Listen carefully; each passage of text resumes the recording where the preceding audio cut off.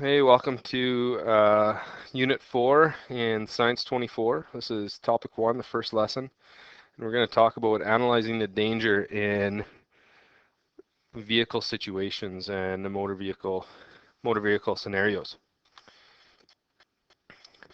So the first thing that we're going to kind of talk about is a few stats in relation to injuries and death. And you are 50 times more likely to die in a road collision than you are to die in an airplane. And I mean, it might seem, you might not be surprised, you might be surprised. I mean, we hear about airplane accidents, I mean, because they don't happen that often, and when they do, there's a large amount of people on an airplane, so you're going to hear about a lot of the deaths that do occur there. However, I mean, vehicles, there's so many more vehicles on the road, so many more big trucks, small cars, different scenarios, weather conditions, a whole lot of things that go into when you're driving on the road that cause a lot more accidents. Now, in Canada, you are 5 times more likely to die in a traffic accident than to be murdered. And I mean, murder is not really a big thing here in Canada, but we do have a lot of people, and our population is growing in Canada. And we do have different, again, adverse weather conditions and a lot more technologies out there too that, I mean, can catch our attention when we're driving. So, I mean, it's not that surprising of a stat that you're 5 times more likely to pass away in a traffic accident. But the sad thing about these stats is that almost all collisions are preventable, and we're going to talk about a few of these scenarios and how they are preventable. Now, each year, more than 200,000 Canadians are injured in motor vehicle crashes, and these include cuts, bruises, broken bones, whiplash, serious burns, internal injuries, head and spinal injuries, and again, these are mostly preventable, and we're going to talk about on the next slide here some of these things that may lead to some of these injuries. And so the factors that contribute to injuries on Canadian roads and affect your ability to make a sudden stop could be things such as icy conditions. And I mean, we're going through that right now with the weather patterns we have and the amount of snow we've had and the freezing rain. A big thing right now in today's world is people not paying attention, especially in relation to their cell phones. And we have cell phone laws now, not allowed to have it while you're driving, which I mean, I think is a great thing because how many times do you see somebody, and you might be guilty of it yourself, that, and I even was before, I mean, even the thought of these laws and how it took your attention away, but your cell phone when you're texting someone while driving or it's down your crotch or you're talking to someone on it, I mean, your attention is not on the road where it needs to be when you're driving a vehicle that's going pretty fast. Other things such as fog, rain, snow, or darkness affecting visibility. If you can't see something in front of you, if you're not driving the right speed or in the right scenario, not driving defensively for the situations that you're in, I mean, you could be in an accident. Your driving attitude, so driving too fast or following too close, causing road rage for somebody.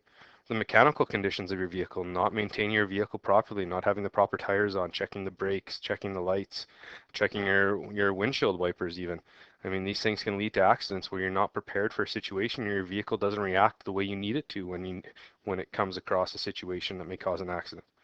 Driving tired or upset, therefore having a lack of focus. So you got off a bunch of hours of work. You didn't get sleep the night before and you're going on a long road trip. You just broke up with a boyfriend, girlfriend. I mean, anything that can take your focus away from the road puts you in a more likely chance to be in an accident. And I mean, a big one too that we hear about all the time, and there's laws for it, ingesting drugs and or alcohol.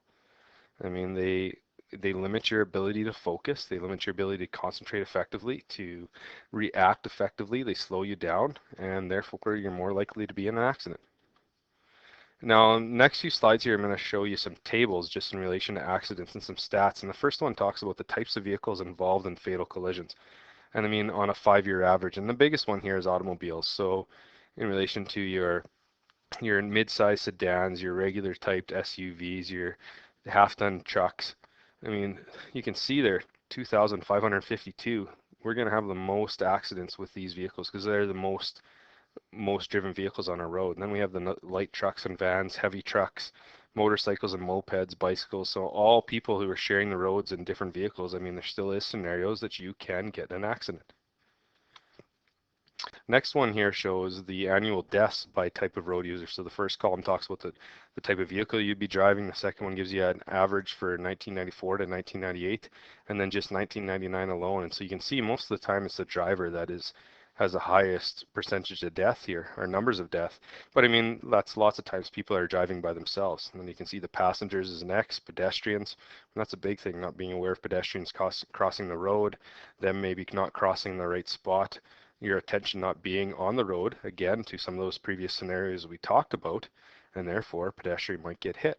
Cyclists, we have to share the road with cyclists, so being aware of those rules. Motorcyclists, same thing. I mean, they're driving faster, smaller vehicles, not being aware of where they are in relation to blind spots maybe, and causing an accident. This table here gives you 4 different graphs. The first one up in the top corner right here is the total traffic collisions in Alberta. And you can see as we go through the years, for the most part, we've been on an upward trend from 1995 to 1999. And that's again because, I mean, we have a growing population in Alberta here, so therefore we have more drivers. If we go to the next one, the number killed in traffic collisions. And so 1995 pretty high, 96 lower, 97 goes higher, 98 the same thing, and then we take a drop. And I'd like to think that we take a drop, maybe that's through good education programs, effective laws that are in place, and hopefully we can continue to see if we had stats for all the way to today, we'd have stats that are going lower and lower, even though we have drivers going up. So an inverse graph to show that people are understanding the road conditions and being aware of what's going on around them. But we look at this one here, the graph down here, number 3, the number injured in traffic collisions in Alberta, we can see that it's going up each year. And again, I attribute to that to having more drivers on the road, therefore having to share that space with more people and more chance of injuries happening. And same thing, number of licensed vehicles, and I think this is a direct relation, this graph here, to graph number 3 right here. We have more people with more license because we have a higher population. This graph here is the percentage of driver injuries and fatalities. And so we can see as we go up, you guys right now are in this 15 and 19 age group. And so we have more serious injuries and fatalities, which is a great thing because I mean that means less deaths. But the numbers both continue to rise as you guys get up into your midlife, so 25 to 34. And so that's contributed to you have more people who are being able to afford their own vehicle, therefore they're driving to work every day, maybe driving further distances. So you have a larger driving population in this age category right here. And then as people start getting older, those start going down because they're not driving as much maybe. And also with the big one, 65 plus, you have more fatalities. And I'm wondering maybe if you think what that could be contributed to. Maybe just take a couple seconds. Why do you think that there are way more deaths than serious injuries? Even from 45 to 54 and 55 to 64, the deaths are starting to go over the serious injuries. Why do you think that would be?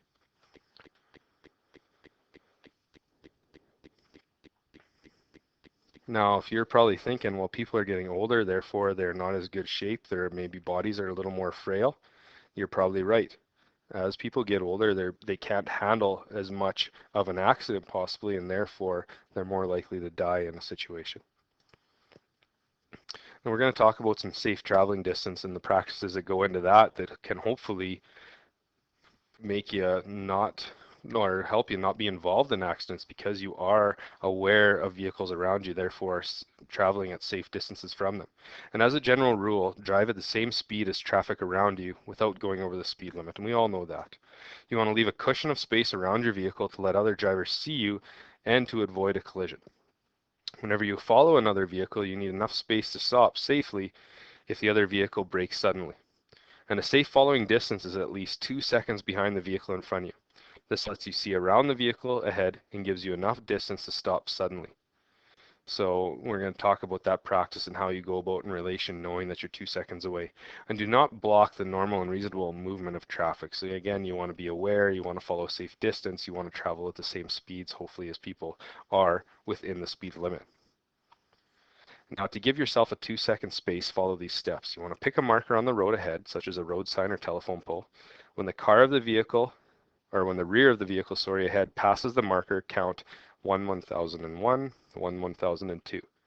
And when the front of your vehicle reaches the marker, stop counting. If you reach the marker before you count 1002, you're following too close because you want to have about a 2-second gap. Remember that the 2-second rule gives you a minimum following distance. It applies only to ideal driving situations, so nice, warm, sunny days where the road's not slippery or wet or it's not foggy or anything like that. You will need extra space in certain situations, such as bad weather when following motorcycles or large trucks, or when carrying a load, because I mean, you're going to have more momentum, more force, more weight, and we're going to talk about that in further lessons. And also with bad weather, I mean, you're not sure of what's underneath your tires if it's snow covered or such, or when it's wet, your tires don't quite stop as good. Now here's just a picture showing what that kind of looks like in relation to the semi in front of the car and using that road sign in relation to the 2-second meter or 2-second rule. Now the practice has been shown to dramatically reduce the risk of a collision and also the severity of an accident should an accident occur. And because if you're following at least 2 seconds or more, you have time to stop or you have time to go around an accident. It also helps to avoid tailgating and road rage. And I mean, I'm sure you guys can attest for those of you that have your license, if somebody's following you really close right on your tail, it doesn't make you, you're not very impressed and therefore you're getting a little angry and probably not paying attention to the road as much as you should. You're probably paying attention more to that person in your rearview mirror. Now, the risk of tailgating is largely caused by the accident avoidance time being much less than the driver reaction time. So if you're tailgating somebody, you just don't even have, even if you have the quick reaction time, you don't have the time to actually get out of the way, no matter how quick you are. And driver instructors advocate that drivers always use the 2-second rule regardless of speed or the type of road. And during adverse weather or hazardous conditions such as black ice, it is important to maintain an even greater distance of 3 or 4 seconds. And again, we talked about that with the weather conditions, especially where we are at right now and the weather that we have. You want to make sure that you have time to stop if somebody is stopping in front of you, there's an accident in front of you, or at least you have time to go around it. So I hope you could take a little bit from some of these safe driving practices right now, and we will carry on with further lessons to keep explaining this process and other ideas that go into safe driving practices.